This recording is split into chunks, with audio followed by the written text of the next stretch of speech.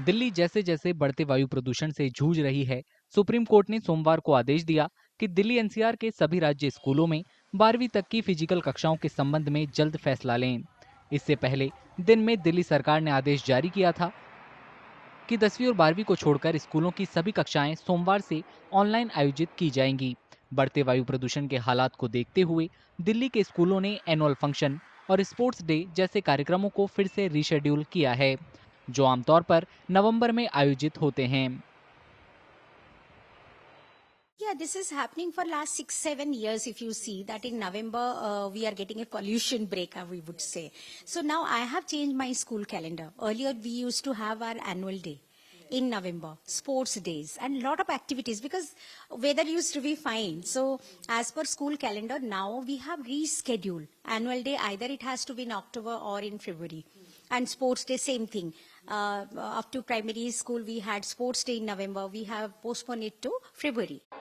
वहीं प्रदूषण के हालात पर निराशा जाहिर करते हुए स्टूडेंटों का कहना है कि उन्होंने बहुत सारी तैयारी की थी, जो अब बर्बाद हो जाएगी। I feel dejected because as a part of the council body, we also have a hand in arranging a lot of these events. A lot of work goes into it, and when they are cancelled, it's disheartening. Also, looking at the current situation, I don't feel like GRAPH 4 has been implemented because I see no changes. The pollution level is horrible. Last night we got the alert that it's an incredibly severe category, and I don't think, as much effort the government is saying it's putting, I don't think it's putting that much effort. When I was in 11th, all our classes had been shut down, and what happened was that a lot of events that I had been a part of were cancelled at that time, and that was when I actually realized how bad it feels to have something that you were a part of just be taken away because of a problem that has been occurring every year, and it's not being solved.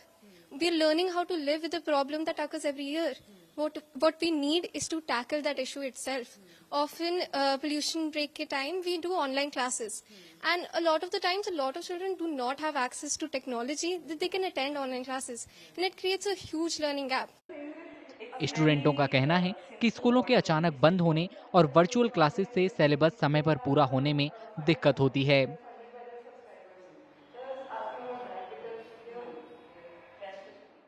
As we all know, 10th में there is a lot of syllabus.